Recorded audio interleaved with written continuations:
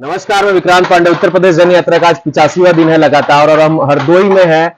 लगातार 32वां जिला है और इस समय मैं मल्लावा में हूं और काजीटोला जो गांव है, गांव पड़ेगा ये कस्बा, काजीटोला कस्बा में हूं। जो लोकसभा है, मिश्रिक लोकसभा है, हरदोई से 2 लोकसभा, एक मिश्रिक एक हरदोई। तो दोनों जो लोकसभा है वहां पे एससी कम्युनिटी के लिए सीट जो है रिजर्व है। मेरे साथ यहाँ पे बाबूजी है जो काम कर रहे हैं। क्या नाम है आपका?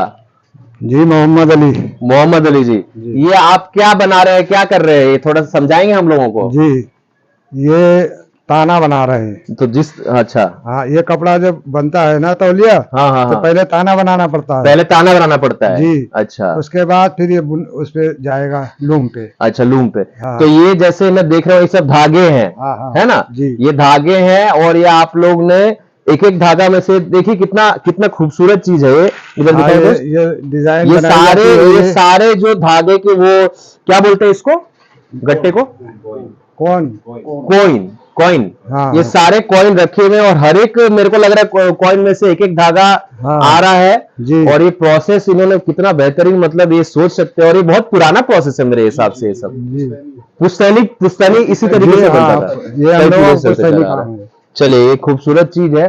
तो ये इस तरीके से पास होके यहाँ आ रहा है और ये भाई साहब इसको रोल कर रहे हैं और ये जी। जब तौलिया बनता है उससे पहले का प्रोसेस है ये, जी जी जी है ना? जी। अच्छा, तो ये बताइए इसमें आपको कितना किस तरीके से मिलता है? दिहाड़ी मिलता है, महीने का मिलता है कि कुछ घंटे पे मिलता है? इसकी दिहाड़ी मिलती है। दिहाड़ी मिलती है दिहाड़ी प्रतिदिन? नहीं, ये ठेके का है। ठेके का है? ठेके का है। ये 200 रुपए ताने मिलती है। 200 रुपए ताने? हाँ। मतलब 200 रुपए ताने, यानी एक दिन में कितने ताने आप कर लेते हो? अब ये अगर मेहनत की जाए 1.5 2 बस हद है। 1.5 2, यानी 300 से 400 के बीच में आपका दिन का रहता है? नहीं नहीं, 3 से 3.5।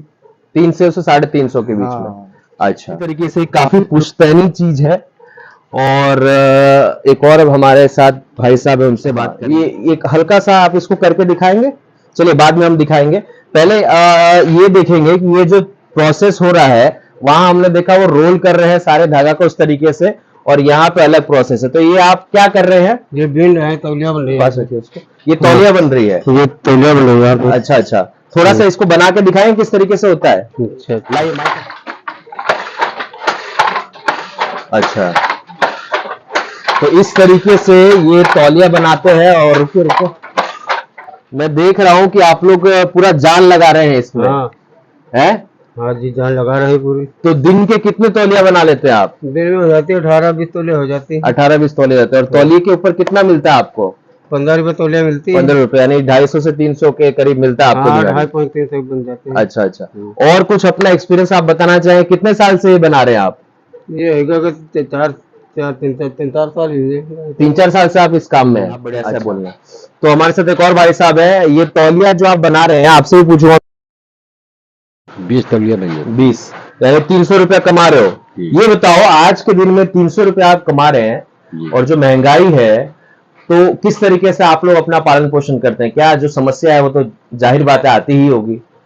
महंगाई है इतनी। 9,000 रुपया आप महीने का कमा रहे हैं, वो भी आप प्रतिदिन आके ये इस तरीके से मेहनत करें। 15-20 तौलिया, एक तौलिया बनाने में कितना समय लगता है? आधा घंटा लग जाता है। आधा घंटा एक तौलिया बनाने में लगता है, यानी 20 तौलिए में 10 घंटा ये अपना इस काम को दे रहे हैं। बड़ा मेहनत कर रहे हैं और मेरे को ऐसा लगता है कि तौलिया में इनको 15 रुपया देते हैं। और ये कितने रुपए में बिकता होगा तौलिया? ये 85 रुपए के जैसे। 100 रुपए। 100 रुपए में 15 रुपए इनको दे रहे हैं। लेकिन कहने का मतलब ये है कि इनको भी ज्यादा तब मिलेगा जब जो ओनर है उसको सुविधाएं मिलेंगी सरकार की तरफ से और इसका मार्केटिंग किया जाए, क्योंकि इतना मेहनत से हमारा ये, अच्छा ये पुश्तैनी तरीके से आप लोग बनाते हैं, काफी समय से चला आ रहा है ना? तो भारत में इस तरीके के लोगों को, जो गांव गांव में हमारे लोग हैं, बताइए, इतना मेहनत वाला काम है, इतना कला वाला काम है, हम लोग की बस की काम नहीं है। इसको थोड़ा सा मजबूत करे सरकार, इस पे ध्यान दे और इसको ज्यादा से ज्यादा मार्केटिंग करे। और भारत में तो क्या, इसको मैं कहूंगा विश्व में अगर भेजा जाए तो हमारे जो यहाँ के ओनर है उनको भी फायदा पहुंचेगा और जब उनको फायदा पहुंचेगा तो यहाँ के एम्प्लॉय को भी फायदा पहुंचेगा। ऐसा भी कुछ किया जा सकता है कि एम्प्लॉय को पक्का कर दिया जाए और फिक्स एक सैलरी पे रखा जाए, उसमें सरकार का भी मदद किया जाए। सरकार और जो मालिक होते हैं उन दोनों को मिल बांट के एक तरीके से उन लोगों की तनख्वाह अगर 15,000 तक कम से कम हो जाए तो एक अच्छा हो जाएगा। ये बताइए आपके कितने बच्चे हैं? 4 बच्चे, 4 बच्चे हैं। 5 बच्चे, 5 छोटे बड़े मतलब लड़के लड़की कितने हैं? 1 लड़की है, 4 लड़के। पढ़ाई वढ़ाई करते हैं? हाँ, बड़ा वाला कितने में पढ़ रहा है? इंटर पास है। तो कैसे क्या फीस है उसकी? अब पढ़ नहीं रहा है। अब पढ़ नहीं रहा है, अब नहीं पढ़ाएंगे उसको? नहीं, कारण? कारण इतनी पैदा नहीं तो पढ़ाई इतने पैसा नहीं है, तो क्या करेगा लड़का बड़ा होके? बड़ा होके काम कर रहा है, सिलाई करता है, वो भी लेबर ही नहीं तो करता है। सिलाई करता है, ठीक है, चलिए महंगाई तो है, लेकिन आपको अगर पढ़ाएंगे नहीं तो बच्चा भी इसी काम में रहेगा तो परिवार आगे कैसे बढ़ेगा? अब बढ़ने की यही है कि जो है सरकार कुछ करे तो बढ़ सकता है आगे। सरकार करे वो बात ठीक है, लेकिन कहीं ना कहीं हमारा भी एक जिम्मेदारी होता है। लेकिन ठीक है, अब देखिए ये समस्या, अब जैसे इनके मान लीजिए 4 बच्चे हैं, आज के जनरेशन है, युवा है, लेकिन जब तक इनके पास कह रहे हैं कि पैसा नहीं होगा, चूंकि 9,000 ये कमाते हैं, उसमें बच्चों की पढ़ाई लिखाई, घर का खाना, राशन पता ही सब आता है, कोई बीमार पड़ जाए तब तो आप लोग जानते हैं पूरा जमा पूंजी खत्म हो जाता है। तो उसी कारण से जैसे बच्चों को पढ़ाने में मुश्किल होती है। अब इनका बच्चा 12वीं पास है, 12वीं पास के बाद आगे पढ़ाएंगे नहीं तो मुझे लगता है इसी कामों में लगा रहेगा। तो हमारे साथ मालिक बोल रहे, मालिक बोल रहे, हमारे साथ ओनर है ये जो प्रोडक्शन आपने देखा, मैंने आपको दिखाया तौलिए का।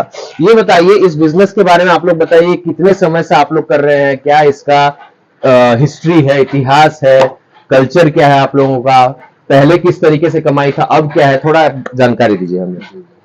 मैं 4 पीढ़ियों से तो देख रहा हूँ, लगभग मेरे दादा परदादा उनके दादा, हाँ। मतलब 4 पीढ़ियों से तो ये काम हमारे यहाँ है। मैं 4थी पीढ़ी में हूँ। अच्छा। और इस काम को देख रहा हूँ। हाँ। लेकिन अब क्या है, जब वो चलता था तब उस पीरियड में मजदूरियां सही थी, सरकार माल को खरीद लेती थी। अच्छा। सरकार जो धागे देती थी तो सब्सिडी उसमें दे देती थी। अच्छा। इसलिए बुनकर उस पीरियड में 99% बुनकर जुड़ा हुआ था। अच्छा, आज मतलब क्या है, जहां तक मैं समझ रहा हूँ भाई साहब कि सरकार आप लोग जो माल रेडी करके देते हो आप लोग वो सरकार ही ले लेती थी, और जो रॉ है, जो कॉइन रॉ है, मटेरियल वो भी सरकार देती थी। चलिए, और उसमें जो है सरकार सब्सिडी भी देती थी। सब्सिडी भी देती थी। अगर मार्केट में धागा वो 90 रुपए केजी है तो वो जी। 70 रुपए केजी बुनकर को उपलब्ध कराती थी। जी जी। ये कितने समय पहले की बात है? ये अभी 20-25 साल पहले। 20-25 साल जी जी जी। अच्छा, अब क्या हालत है? अब अपना करो अपना मरो, अपना जियो, अपना सब कुछ अपना करना है आपको। मार्केट से उठाना है, मार्केट में बेचना है। पहले सरकार अभी बीच में जो है धागा देने का कुछ सिस्टम आया था NHD से, एक नेशनल हैंडलूम है जो भारत सरकार का, उसमें धागा सब्सिडी पे देती थी जी। जब से GST लगा है उसका सिस्टम इस तरीके से बिगड़ा हुआ है, ना बुनकर ले पा रहा है ना सरकार दे पा रही है। अच्छा, ठीक है, उस पे भी GST लगा दिया गया। हाँ। जबकि यही चीज जो हैंडलूम जो मैं बना रहा हूँ इस पे भी GST है। अच्छा, धागा खरीदेंगे तो 5% GST है, मजदूरी फिर इस पे लग जाएगी, फिर मजदूरी पे भी 5% GST है। सरकार है जो खादी बना रहे लोग, खादी पे सरकार ने नहीं रखी है, वो भी खादी हैंडलूम से बनती है, उसपे GST नहीं है। उस पे GST नहीं है। और जो हम लोगों की जो हैंडलूम है इस पे GST है। वही भेदभाव है। हाँ, एक तो ये भेदभाव हो गया, और प्लस जो सरकार मदद करती थी वो नहीं हो पा रही। अब क्या बीच में उसका सिस्टम है, क्या टूट गया, क्या नहीं जुड़ पा रहा है, तो उस चीज के लिए हम लोग मतलब अफसोस में है आप। जी जी जी। और बड़ा निराशा भी लगता है, हेल्पलेस फील होता है। जी जी जी।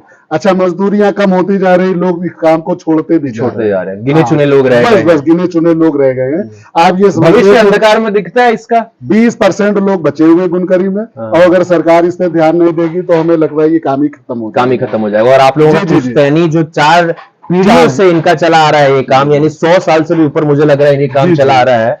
और 20-25 साल पहले सरकार इसमें काफी मदद करती थी। बुनकर मुझे लगता है उत्तर प्रदेश में करीब 19-20% है। जी जी जी, है ना, काफी बड़ी संख्या है। और झांसी में भी बुनकरों से मिला, यहाँ भी मैं हरदोई में भी बुनकरों से मिला। अच्छा, बुनकर में ये नहीं कि मुस्लिम ही है, हिंदू भी है। हाँ। झांसी में मैं वही बता रहा हूँ, हिंदू से मैं मिला। हाँ। और वो लोग भी काफी परेशान है। जी जी। तो इसमें एक चीज किया जाए, मैं सरकार से गुजारिश करूंगा, इन लोगों का जो इनको कॉइन मिलता था, जो रॉ मटेरियल मिलता था धागा, उस पर सब्सिडी दिया जाए, और जो प्रोडक्ट है जो भी ये लोग मैन्युफैक्चरिंग करते हैं, तौलिया है, जो सरकारी सप्लाई है या मिलिट्री सप्लाई है, उसमें अगर बुनकरों को जोड़ दिया जाए अच्छा हो जाएगा, काम बढ़ जाएगा, काम बहुत अच्छा हो जाएगा। तो इन्होंने एक सुझाव भी दिया कि सरकारी और मिलिट्री फोर्सेस है, अगर उनको ये प्रोवाइड करा जाए सरकार तो बहुत अच्छा काम हो जाएगा। और ये जो पुश्तैनी चीजें हैं उसको खत्म नहीं किया जाना चाहिए। पुश्तैनी चीजों को हमारा भारत का संस्कृति है, हमारा भारत इसीलिए माना जाता है कि हम पुश्तैनी चीजों को संभाल के रखते हैं, तो ये संभाल के रखना बहुत ही जरूरी है। मुझे बहुत ही खराब लगा। अच्छा, एक और चीज इन्होंने बताया भाई साहब ने कि जो खादी प्रोडक्ट है उसमें जीएसटी नहीं है, और इनके यहाँ जीएसटी है, जबकि लगभग दोनों एक ही जैसा है। तो ये भेदभाव क्यों है, ये समझ के बाहर है। तो मैं विक्रांत पांडे, उत्तर प्रदेश जन यात्रा से बुनकरों की आवाज आज आप लोगों को सुनना चाहिए। वीडियो को ज्यादा से ज्यादा देखिए, शेयर कीजिए और इनकी समस्या समझने की कोशिश कीजिए। जहां तक मुझे लग रहा है समस्या है, जो रॉ मटेरियल इनको दिया जाता था, पहले सब्सिडी मिलता था 20-25 साल पहले, अब नहीं मिलता है। माल इनका रेडी होता था, सरकार खरीद लेती थी, अब नहीं खरीदती है। और जो प्राइस होता है, जो लूम पे जो लाइट का इनका फिक्स रहता था बिजली, वो भी अब बढ़ चुका है। वो भी 3-4, वो भी मेरे को लग रहा है 10-5-6 गुना बढ़ चुका है। पहले कितना था? पहले तो 60 रुपए था, 60 रुपए से 150 हुए, 150 से 300 हुए। अभी यही नहीं पता चल रहा कितना सरकार जमा कराएगी। इसमें सरकार कुछ डिसीजन नहीं ले पा रही है। जी। झांसी में पहले 75 रुपया था, अब 420 रुपए के आसपास है। तो यहाँ पे आप सोच सकते हैं, जो पुश्तैनी चीजें हैं उसको खत्म ना किया जाए, उस पर ध्यान दिया जाए। मैं विक्रांत पांडे, उत्तर प्रदेश जन यात्रा से आपका बहुत बहुत धन्यवाद। जय हिंद, जय भारत।